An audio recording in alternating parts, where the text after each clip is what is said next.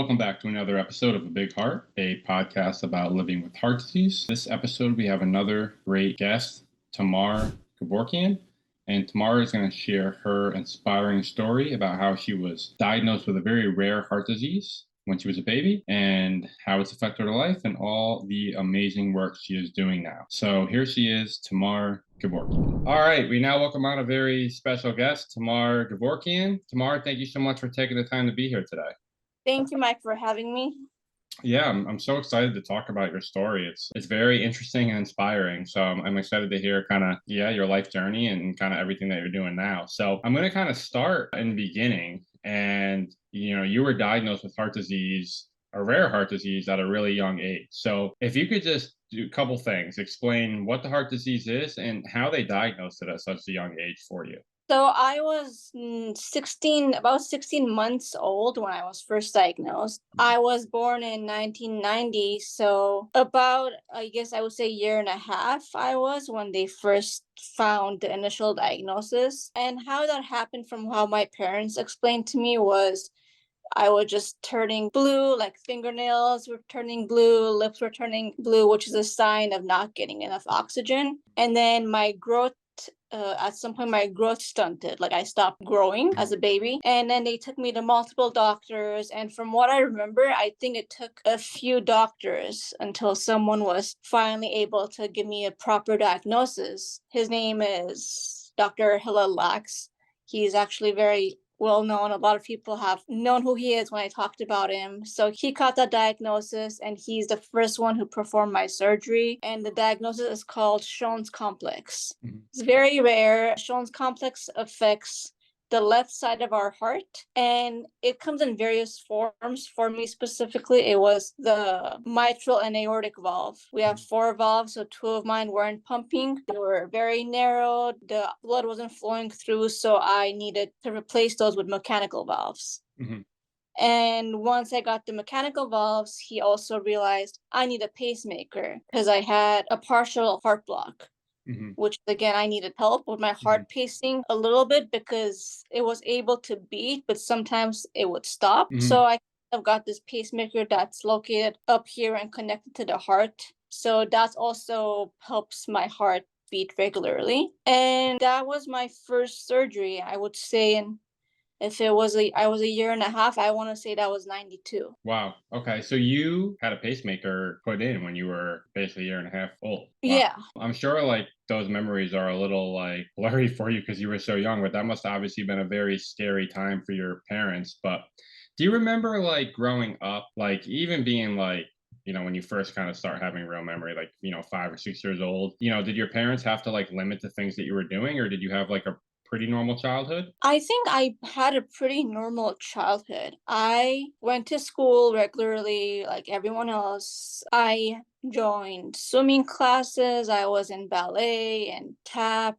I think the only, I would say, limitation was that maybe I would get tired more quickly than others, but nothing to the extreme level that I couldn't catch my breath or passed out. It was just more or less, I lived a normal childhood from what I can say. That's awesome. And I know when you have a mechanical valve placed, it doesn't last forever. So, how often were you, going back in to have these valves replaced? So I've had my valves replaced, I want to say 5 times, 5 or 6 times, I think. Yes, at this point. It's been 6 times. My first one was when I was a year and a half old. And then that one was in 92. So everything wasn't as advanced as it is now. So I think that one lasted me about 8 years. Mm-hmm. So I had to have another replacement around 7 or 8, 9, around then. And then I had another replacement when I was a teenager. And then the last 2, which were the most extreme ones, was when I was 24 and then 2022 when I was turning 30. Yeah. So is it kind of in line, with getting the battery of your pacemaker replaced too? Or is it kind of happen around the same time? Or because that's about the No? Okay. So pacemakers were separate, and pacemakers aren't considered open heart surgery because it's right here. Mm-hmm. And it's not even that big of a thing. They just make a small incision, and it takes about an hour. So it's not really as a big of a issue. And This one that I got, I think I have 8 or 9 more years on it. And then they would just do a small little procedure and change the battery. Right. So when you're having a valve replaced, you're having a full open heart surgery. Yeah, because they literally crack open the chest, Mhm. all the tissues, everything. I think it was like a 12 or 13-hour surgery. Wow. What's like from those surgeries? What are the like the recoveries like? Are they challenging recoveries? Are you kind of like home About for a six, bit or? I was home this last one, 2020, which is the one I posted about the most on my page. Hmm. That one, I went into heart failure, and it was around right in the time when COVID happened. So it was a very scary time. And it was right when things were still a little confusing. And I had a swelling in my feet and my legs, Hmm. in my hands. For some reason, it didn't cross my mind it could be my heart. It was Hmm. very weird. Kind of like, Hmm. I don't know if I push it away or I'm like, no, just stress. It's something else. But then I got to the point that I went to the ER February 2020, and then they told me my body is retaining fluid because I'm in heart failure. And I got admitted immediately to UCLA. And maybe 2 or 3 weeks after, maybe not like a week after, UCLA shut down. Mm. So no visitors, nothing. And I was there for about 2 months, a little over 2 months. I got admitted in February, left in April. I Wow. was Yeah. in failure.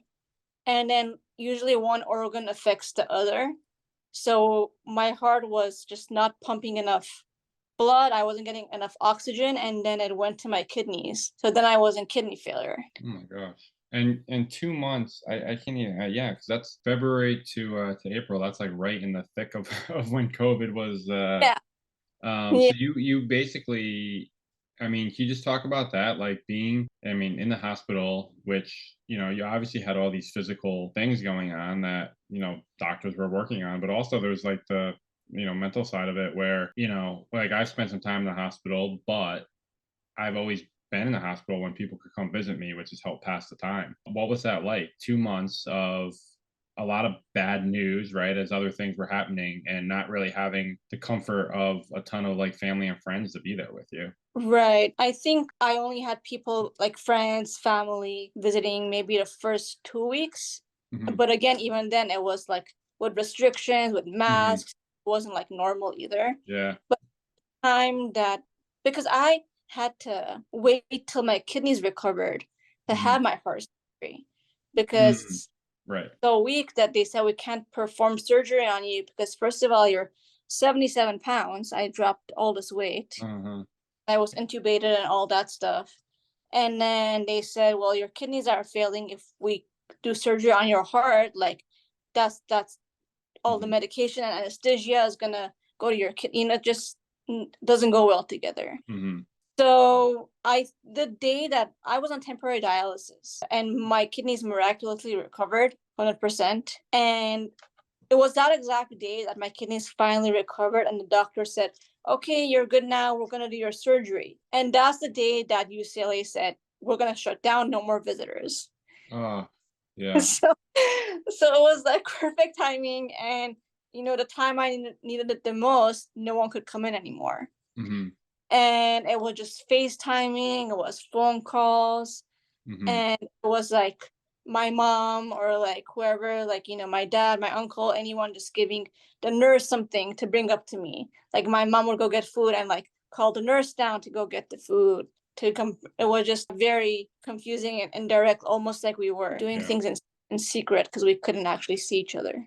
Yeah, and on top of like all this, like I'm thinking about this, on top of all this, this was, at the time where we didn't really know anything about COVID, right? And the only Right. thing we were hearing in the beginning was that if you have a heart disease, if you have other diseases that could potentially affect your breathing, that you could be in, real danger if you get COVID. So, Right. was that also like another thing that was going on? Like obviously you have all these other issues that the doctors are working on, but on top of that, you're also scared of getting COVID-19. It's really weird because they were testing me daily since the day I Mhm. got there, like whenever we discovered what it is, till the day I got discharged. And Mhm. even through all that being fragile with the failure and the kidneys, I never once got COVID when I was in there, Wow. which is just kind of blows my mind because I have all this other stuff that are so life threatening, and my immune system obviously was very weak, and I didn't catch it. Wow. That is, it's so, because I know at that time too, it was like the one place you don't want to be right now is a hospital because everything was so crazy. Exactly. So you ended up having the surgery, and same thing. What was the recovery from the surgery like? Well, after I had the surgery, finally, still had to stay there for, I think, Hmm. another week or another week and a half. So by that time, it was like April, like around Easter time, maybe April 14, 15, around then. Hmm. And then recovery was about 6 months, like full recovery. And did you have to you spent that at home? Oh, yeah. Yeah. Oh, yeah. Okay. But Okay. I was have to go home, and then I was able to get on my feet because obviously I had been so bedbound for 2 months that I was too weak to walk. So I had like physical therapy, and I had a home nurse who would come see me. So that period of time maybe was 2 months. And then I gained my strength to, stand up, to walk again. But everything else, like driving a car or really like going out, and I was still in nursing school at that time. So Hmm. going to school, that took about 6 months. Yeah. Okay. So this was obviously like a serious, near death experience that you had, and I kind of want to go backwards a little bit because you had another serious incident in 2014, and can you just talk about that? Like the doctors called a blood clot. Yeah, so in 2014, I was 24, and it was again very traumatic, not as traumatic as this last one, but again, Mhm. it was something very random that I wasn't expecting. So I had gotten short of breath for the Mhm. past few months, but I was in my undergrad university studying Mhm. something else for my bachelor's Mhm. around then. And I thought it was stress. I thought I was tired, or Mhm. again, for some reason, like now I know, like if I Mhm. catch anything, to go to my heart first. But even then, I didn't think anything of it. And it just happened to be my annual visit to my cardiologist around that time. And we did like an echocardiogram, like checked my heart, usual stuff. And I remember still him coming in, and he already had like a concerned look on his face. Mhm. And he asked me, he's like, how are you feeling? And I'm like, I'm okay, I'm fine. And he's like, no, like actually, how are you feeling? And then I was like, oh well, I guess I've been feeling a little fatigued, a little out of breath. He's like, yeah, well, you have a blood clot Mhm. in your valves. Mhm. And that was just like, I didn't know what to think of it. It was very scary. And he said, we need to do surgery today, either today or tomorrow, like next few days. And I almost laughed because I thought he was joking. And I was so focused on school. I'm like, no, what do you mean? I have finals. I have to go back to school. I have all these exams. He's like, well, and he literally told me, he's like, well, if we don't do the surgery ASAP, you're not going to be able to take those finals. Mhm. Basically saying it's going to kill me. Mhm. So I was like, okay, well, I guess I'm dropping out for a while. Mhm. And he sent me straight to the ER. An ambulance actually came to his office and got me.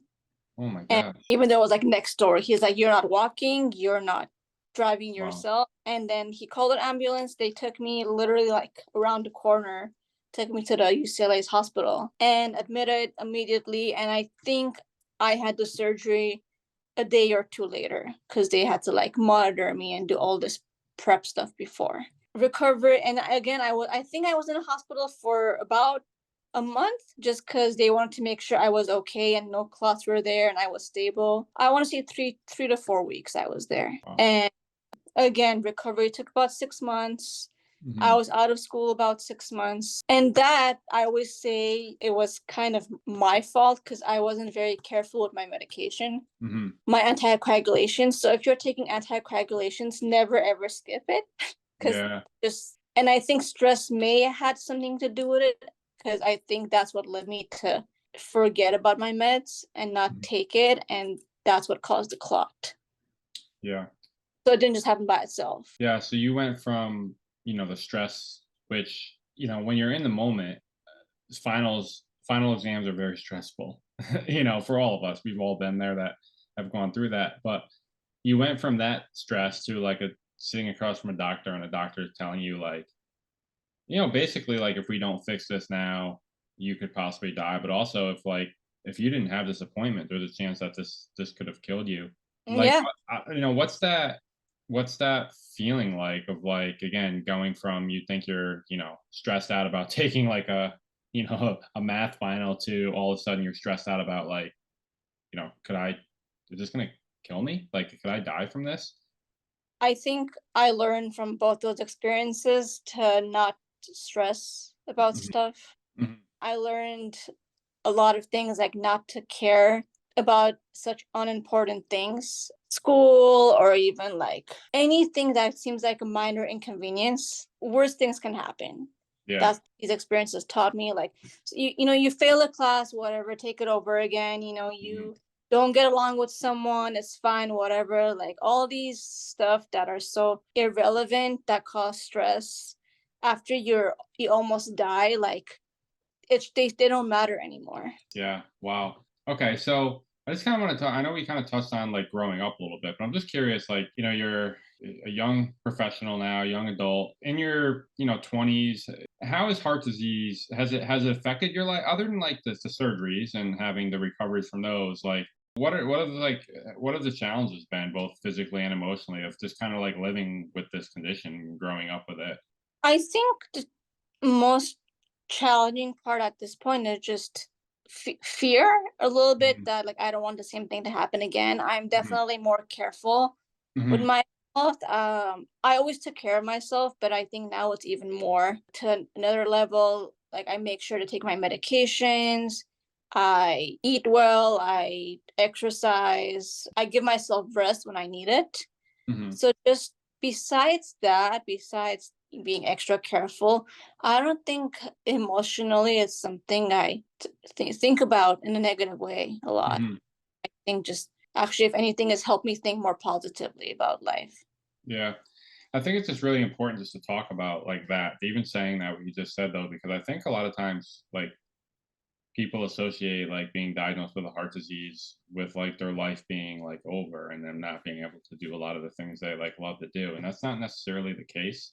Um, Hmm. of course, there could be some limitations, and I think it's really important. No, I think the point you made of being like mindful of like when you need rest and when you need, when you feel a certain way, right? Even being aware of some of those symptoms, that's like really important and impactful for people to like understand, especially with people for heart disease. So I think naturally we're always like we want to think it's something else, right? We Hmm. we want to think like, no, this doesn't have to do with my heart, and it's just really important to be honest with yourself about those symptoms. Like, and I think that's one of the things you said you learned, which is great. All of these experiences you've had now have inspired you to, you know, do what you're doing with your career. So, can you kind of talk about what you do and the journey that has gotten you to do that?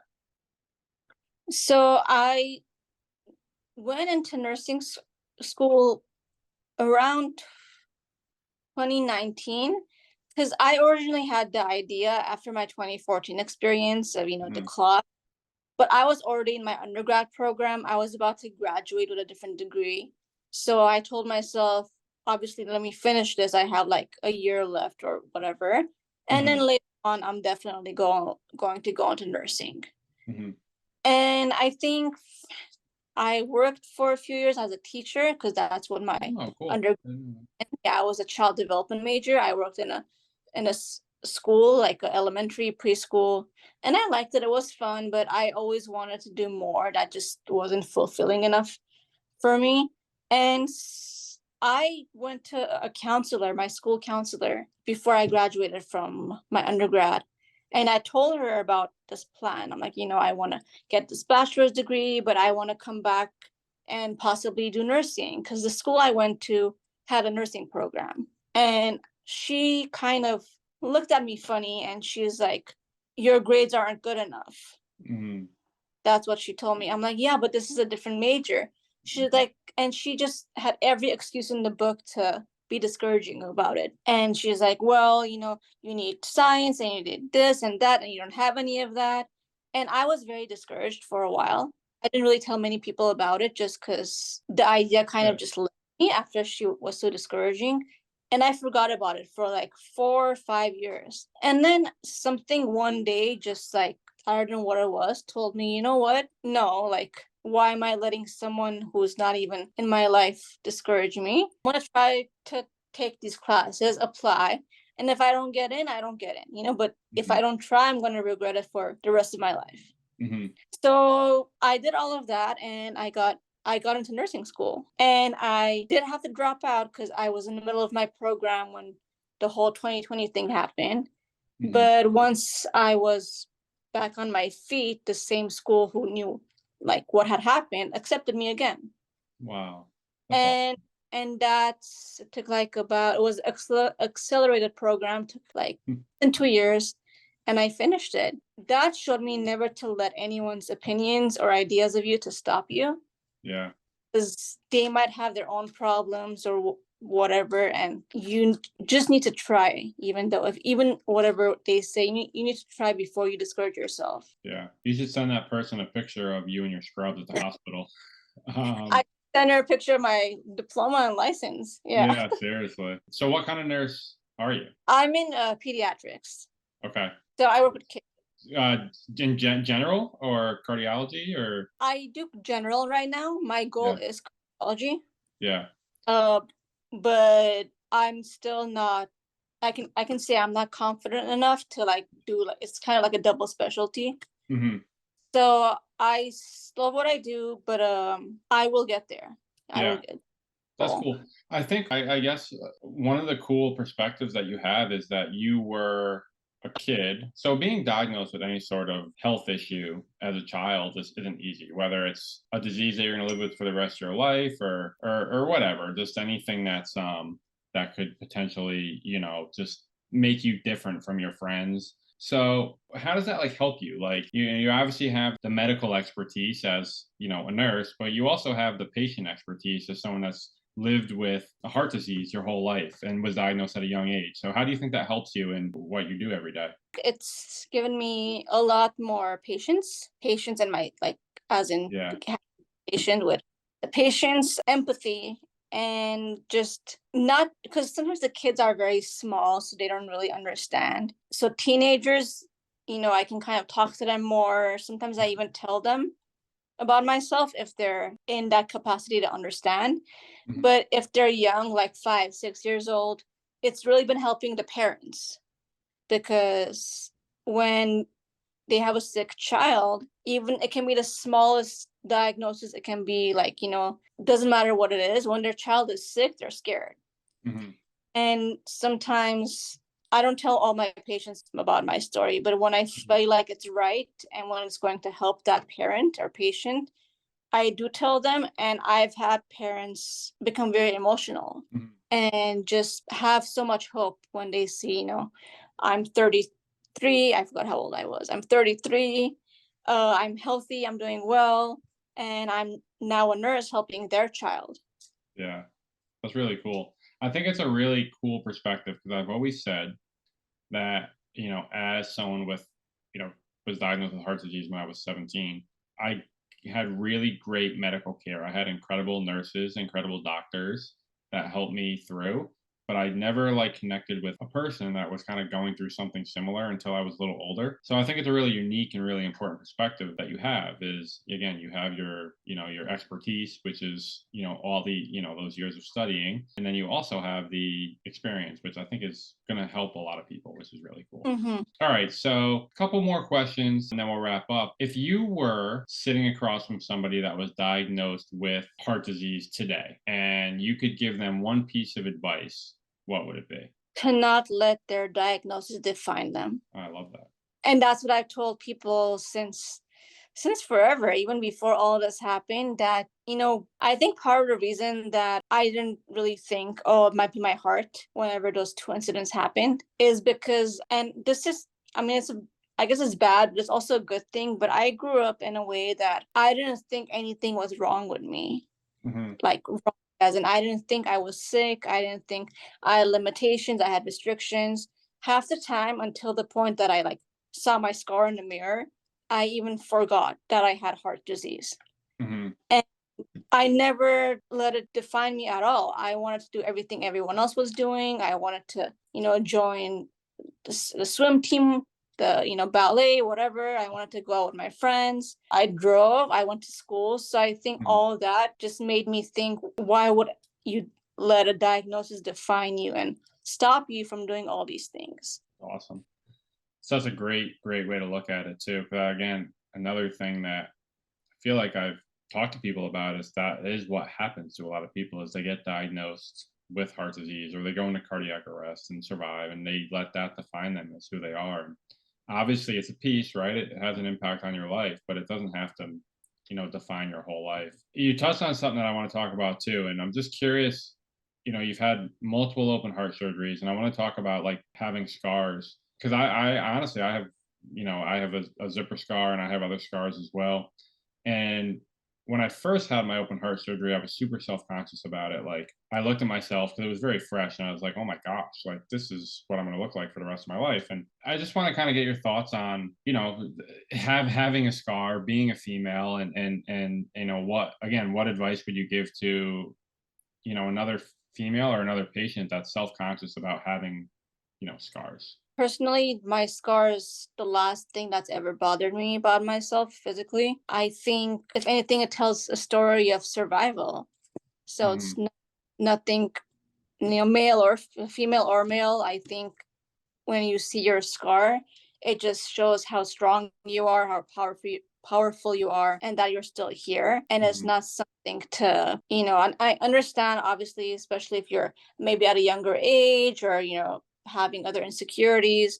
But I think just telling yourself the opposite and being positive about it, that the scar saved my life and the scar is what shows my survival, then you'll have a better perspective and outlook on it. That's awesome. All right. So, how can people? Because I know one of the things that we follow each other on social media. So I know you are very open about your heart journey, and I think with that comes like you being a very good resource for other people that are going through similar things. So, how can people find you and contact you if they want to connect with you to just chat about being a heart disease patient? So my messages are always open. You said you can tag me. It's my name, Tamar underscore XX. They can message me there. I don't have any other social media, so Instagram would be the best way. And Okay. I answer all my messages. I hope I've helped many people. So I need anyone who wants to talk. Yeah, definitely. So what I'll make sure we do is I'll make sure we link, for those listening, we'll link it in the description for the podcast. For those watching on YouTube, we'll link it in the description of the YouTube channel so people have direct link to your Instagram page. So Perfect. is there anything else that we didn't talk about that you want to add? Anything that I forgot to ask? Not that I can think of, but just like I said, my best message is to never let not just heart disease, but any kind of disease diagnosis, medical disabilities, whatever you want to call it, define your life. Yeah, that's great. Well, thank you so much, Tamara, for taking the time to do this. I think I've followed you now for a couple of years, and I love reading your posts and hearing, staying up to date on everything you're doing. And I know you're going to have a really cool impact and a really good impact on a lot of other people, whether it's through your Instagram page or whether it's through your career. So thank you for all the great work that you're doing. Thank, thank you so much.